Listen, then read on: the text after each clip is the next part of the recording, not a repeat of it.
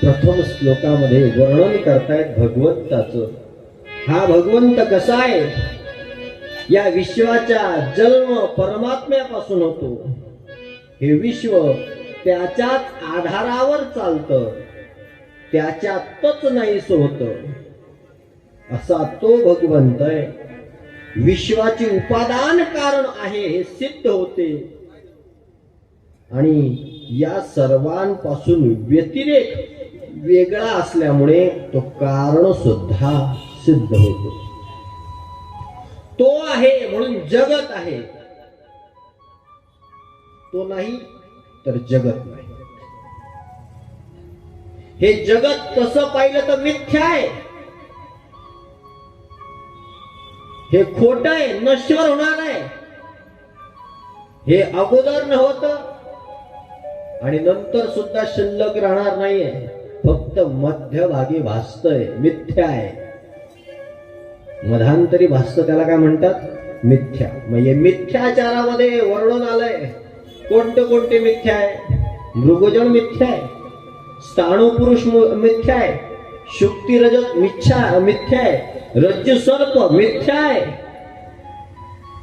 आता काही लोक म्हणतील महाराज हा काय कोट्या सांगतात तुम्ही, आमच्या लक्षात येत. जरा सोपं करून सांग. कारण की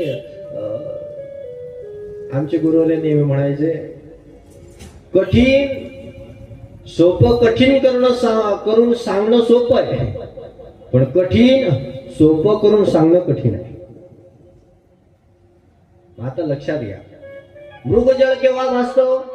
सकाळी का संध्याकाळी? बोला, झोपले का काय? जागे आहेत ना?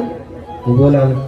आपला कालचा नियम विसरले का तुम्ही? बोलत जा आमच्याशी, माझ्याशी, उत्तर देतात. मृगजळ कधी भासतं? मृगजळ लक्षात येतात ना दुपारच्या वेळेला आपल्याला रस्त्याने रोडाने किंवा जाताना मृगजळ जे भासतं पाण्यासारखं दिसतं, पाणी नसतं, पाण्यासारखा आभास होतो, ज्यामध्ये आपल्याला वाटतं की झाडाचं काय पडलंय, प्रतिबिंब पडतोय. पण ते पाणी असतं का? नाही, फक्त दिसतं की नाही, डोळ्यांना जाणवतं. मग ते कधी भासतं? सकाळी का संध्याकाळी? कधी?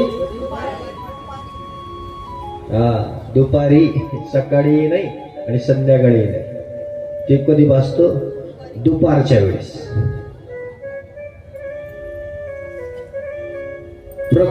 उखर भूमीचा संयोग प्रखर सूर्यप्रकाशाशी झाला की मृगजळ भासतो.